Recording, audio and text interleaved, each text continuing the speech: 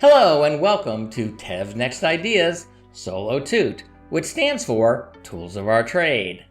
I'm Terrence, and this is the show where I get to share with you some of the amazing tools you can use while playing tabletop role-playing games, especially if you like to play solo.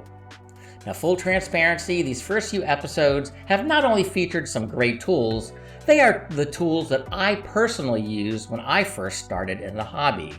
And this week's tool is no different. It is the RPGSolo.com's Solo Roleplaying Emulator.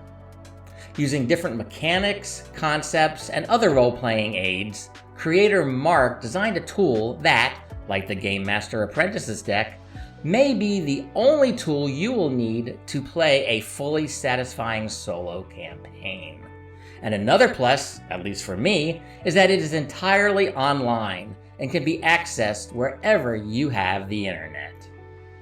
When you use the tool for the first time, you will want to open the Story Manager using the link in the upper right-hand corner. Now technically, you don't need to do this as much of the tool will still work. However, creating a story has some benefits. For starters, it allows you to save your progress from one session to the next. Also, it allows you to set some of the tools options you would otherwise not be able to. Once you've started a story, next you will want to configure your settings for your current campaign. This is done in the upper left corner of the screen. Now, most of these toggles just control how the tool acts, such as what information is displayed and whether or not you want a text window for note-taking. However, there are some choices that do affect the tool's performance. The first of these are random events. Whenever you make an Oracle check, there is a possibility of a random event occurring. These settings will allow you to determine what type of events are created, or if you even want them at all. Mythic events show up as a verb-noun combination that you interpret to create the event. Twists instead give you a noun and an action that relates to that noun. The other setting that can affect your game is genre. In some instances, the tool will generate answers that relate to a specific setting. This pull-down ensures you are receiving appropriate information. If you choose classic fantasy and ask the tool for a place, the result might be an opulent hideout or a fair. Modern action, however, can result in a pharmacy or a power plant. Now, the creator Mark may or may not be a fan of Star Wars, but he did include several genre options based on that franchise, and they give you places like a scrapyard or a droid factory, or specific locations such as Felucia or Tatooine. Now you're ready to play. Now, in the lower left-hand corner of the tool are what I like to think of as the mechanics of the game. The top line, the one that's labeled Get Answer, now that's your Oracle. Clicking on one of these buttons will give you a yes/no answer, and all of those letters, they're just abbreviations for the likelihood of receiving a yes answer. In the middle is 50-50, which is even odds, and the further away you move to the left or right increases or decreases those odds. To the left, odds move from somewhat unlikely to almost impossible, and vice versa in the right-hand direction.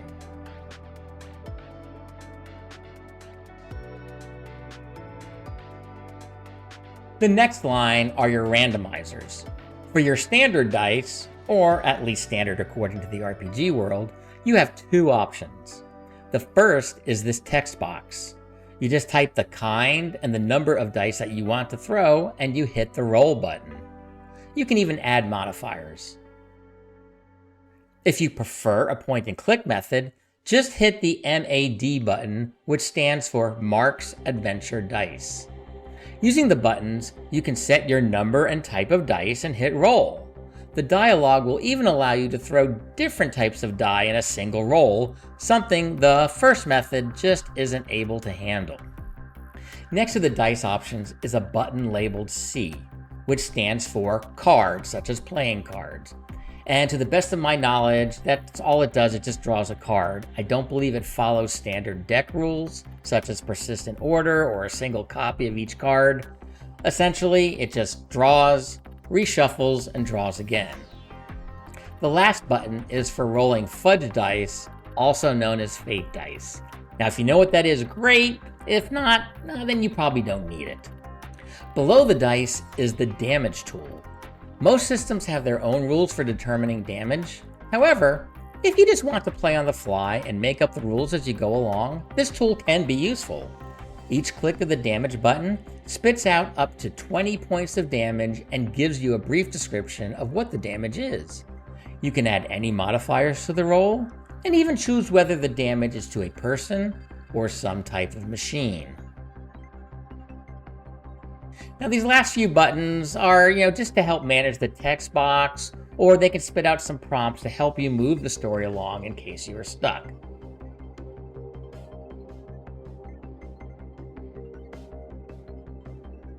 Moving over to the right-hand side of the screen is a section I call color, or the little bits that add interesting detail to your story. The first group of buttons generates all kinds of things useful in a solo game. At the top, you will see the genre you chose when you were setting up your game. Once you're sure that is correct, hitting the appropriate button will generate such things as a quest, place, thing, NPC, opponent, or skill. The next set of buttons are inspired by the Mythic Game Master emulator. We spoke earlier about random events. Sometimes it's helpful to have some additional information to define that event, and that's what the focus button is for. Let's say you roll the mythic event, Release Jealousy. If you need further direction, you can add focus, and some of the options might be move towards a goal or NPC action. Okay, I got it. One of the locals suddenly challenges your character to a duel because you're getting all the attention and he's jealous because he used to be the town's hero. Now, not all events have to be random. Sometimes you'll just want to generate an event on the spot. To do that, you can use the action and subject button. They generate a word combination just like the random ones, and being separate buttons, you only have to press one if you only need one bit of information. For instance, you round a corner and come face to face with a dog. To determine what he does, you hit the action button. He violates. Okay. I think there's enough said there. These bottom two buttons, labeled CQ and CD, also produce a pair of words, but these pairs are fine-tuned for specific types of responses. CQ stands for Complex Question, and the word pairs they give are best suited for providing answers. For instance, why does the king covet the jeweled chest? Excitement, randomness. Okay, he has no particular reason. It's just the thought of the unknown that excites him, and he really wants to see what random object is inside. CD stands for Complex Description, and the resulting word pair lets you know what you see or what you find. Using our example, what does the king find when he opens the jeweled chest? Deliberately simple. Okay, it's just a kid's toy chest full of dolls, balls, and other basic enjoyments. Now, is there a stolen gem hidden inside one of those dolls? Well, that's for you to decide. The next section of buttons, labeled Generic, basically offer prompts, informations, and descriptions that either help move your story along or fill in details. By hitting Getting Started, you get a series of sentences that set the scene, give you a quest, and describe who or what is trying to stop you. Get Setting button is similar to the previous one, but only gives you the setting. Get Un might be familiar to viewers of Solo Toot because I've mentioned Un in an earlier episode. It stands for the Universal NPC Emulator, and hitting it will do just that. It will generate an NPC. MAG stands for Mark's Adventure Glyphs, and if you're familiar with Rory's story cubes, this is very similar. Hitting the refresh icon at the bottom of the dialog box will generate 9 random images that can graphically assist you in coming up with ideas for your story. The last button, MAQ, stands for Mark's Adventure Questions. And now these are just a list of questions and a suggestion of what buttons you should push to get those answers. Now, they're primarily geared to the beginning of a game when you're generating your character or your quest. This last group of buttons are for your own custom random tables. To set up a table, you just click the notepad icon under the word Custom. Next, you choose the New Radio button and give that list a name and hit Create List. Next, check the Edit Radio button, pick your new list, and start filling in items.